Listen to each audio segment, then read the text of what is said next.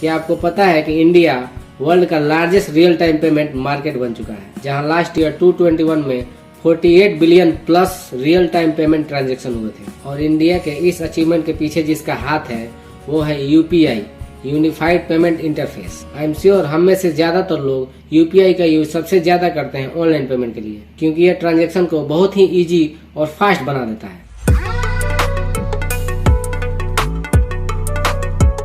India को UPI ने उस लेवल तक ले गया है जहां यूएसए, चाइना और साउथ कोरिया जैसे डेवलप कंट्री भी डिजिटल ट्रांजैक्शन और ऑनलाइन पेमेंट के फील्ड में काफी पीछे है। इंडिया के इस सक्सेस को देख दुनिया के दूसरे कंट्री भी इसे इम्प्लीमेंट करने की तैयारी कर रहे हैं। इनफैक्ट गूगल ने अमेरिका के फेडरल रिजर्व बोर्ड को यह सजेस्ट किया है कि अमेरिका को भी इंडिया जैसा कोई यूपीआई पेमेंट सिस्टम डेवलप करना चाहिए। तो अब यह सवाल है कि यूपीआई की शुरुआत हुई क्यों थी और ये वीजा और मास्टर कार्ड से अलग क्यों है, और चाइना और अमेरिका जैसे कंट्री इससे घबराए क्यों है। तो इस वीडियो में हम इन्हीं सवालों का जवाब जानने वाले हैं। तो पहले तो ये समझते हैं कि ये यूपीआई इंडिया में कब और क्यों आई और इंडिया को इसकी जरूरत क्यों पड़ी। यूपीआई के आने के पहले इंडिया में डिजिटल ट्रांजैक्शन लगभग ना के बराबर होते थे, बट इंडिया में कार्ड बेस्ड पेमेंट और इंटरनेट बैंकिंग बहुत ही पहले से। 2012 में एनपीसीआई ने रुपे कार्ड को लॉन्च किया ताकि कार्ड बेस्ड जो ट्रांजैक्शन है वो बढ़ सके, बट लोग इन सब ट्रांजैक्शन को एक्सेप्ट नहीं कर रहे थे। आरबीआई के डेटा के अकॉर्डिंग 2011 में इंडिया में ऑन एन एवरेज हर आदमी सिर्फ 6 नॉन कैश ट्रांजैक्शन किया करता था, जबकि उस समय के 1 करोड़ से ज्यादा retailer card based payment accept कर रहे थे। इसका सीधा मतलब सिर्फ और सिर्फ यही था कि लोग कार्ड बेस्ड पेमेंट मेथड को इजीली एक्सेस नहीं कर पा रहे थे, जिसकी वजह से ज्यादातर लोग अपना ट्रांजैक्शन कैश में ही प्रीफर कर रहे थे। वही इजी था। कैश ट्रांजैक्शन से इंडिया को मेनली 2 प्रॉब्लम थे। पहली तो ये कि लोगों को टैक्स चोरी करना बहुत ही आसान हो जाता है, इसको ट्रैक करना पॉसिबल नहीं है, और दूसरा ये है कि एनवायरमेंट पर इसका काफी निगेटिव इफेक्ट पड़ता है, क्योंकि करेंसी के नोट जल्दी फट कर खराब हो जाते हैं। तो इसलिए इस प्रॉब्लम को सॉल्व करने और डिजिटल इंडिया कैंपेन को प्रमोट करने के लिए एक नई पेमेंट सिस्टम की जरूरत पड़ी। तो इसी गैप को फिल करने के लिए 2016 में एनपीसीआई ने यूपीआई को लॉन्च किया।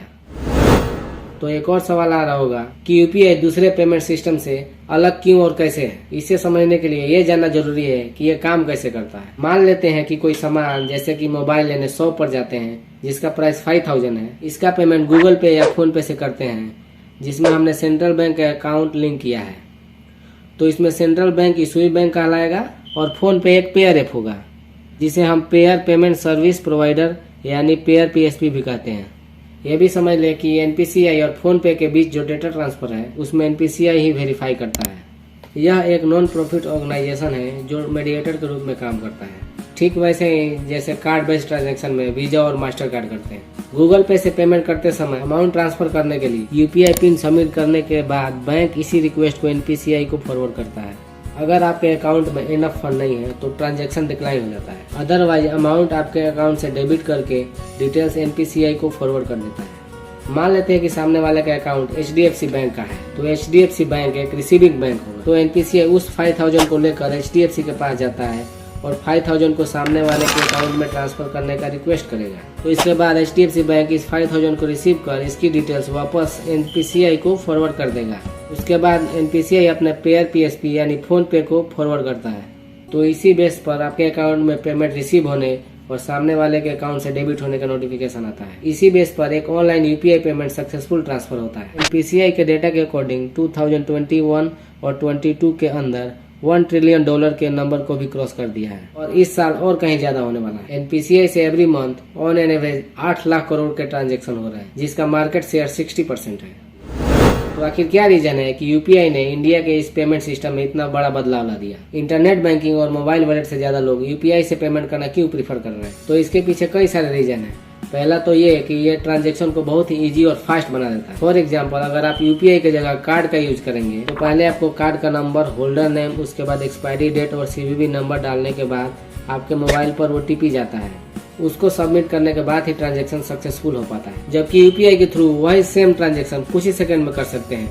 उसमें इतनी सारी डिटेल्स फिल करने की जरूरत नहीं होती है। अब तो रिसेंटली आरबीआई ने यूपीआई 123 पे नाम की नई सर्विस को भी अनाउंस कर दिया है, जिससे आपको बिना कोई इंटरनेट के भी यूपीआई पेमेंट करना पॉसिबल होगा। दूसरा, इसका इंटायरेबल ऑपरेट होना भी इसके सक्सेस का बहुत बड़ा रीजन है। मान लो कि अगर आप फोन पे यूजर हैं और आपको पेटीएम के यूजर को पेमेंट करना है, तो यूपीआई आपको ये फ्रीडम देता है कि कोई भी एक पर्टिकुलर ऐप पे आपको डिपेंड नहीं होना पड़ता है। एनपीसीआई ने कस्टमर और मर्चेंट दोनों के लिए फ्री रखा है। इसमें पैसे ट्रांसफर और रिसीव करने पर कोई चार्ज नहीं लगता है। और ये इसके सक्सेसफुल होने का एक और बड़ा रीजन है। कार्ड बेस्ड पेमेंट सिस्टम पर हर एक ट्रांजैक्शन पर मर्चेंट को 3.5% तक एफडीआर चुकाना पड़ता है और इंडिया में छोटे व्यापारियों को प्रॉफिट मार्जिन बहुत ही कम होता है। इसमें ये 3.5% मार्जिन अफोर्ड नहीं कर सकते हैं। इसी के बदौलत इंडिया के छोटे से छोटे व्यापारी इस ऑनलाइन पेमेंट को अडेप्ट कर सके। इसकी एक और खासियत यह भी है कि ये हाईली सिक्योर है और इंक्रिप्शन भी इसका बहुत स्ट्रॉन्ग है। साथ ही इसका हर एक ट्रांजैक्शन में 2 फैक्टर ऑथेंटिकेशन का यूज किया जाता है। अब ये जानने की कोशिश करते हैं कि अमेरिका और चीन जैसे देश को भी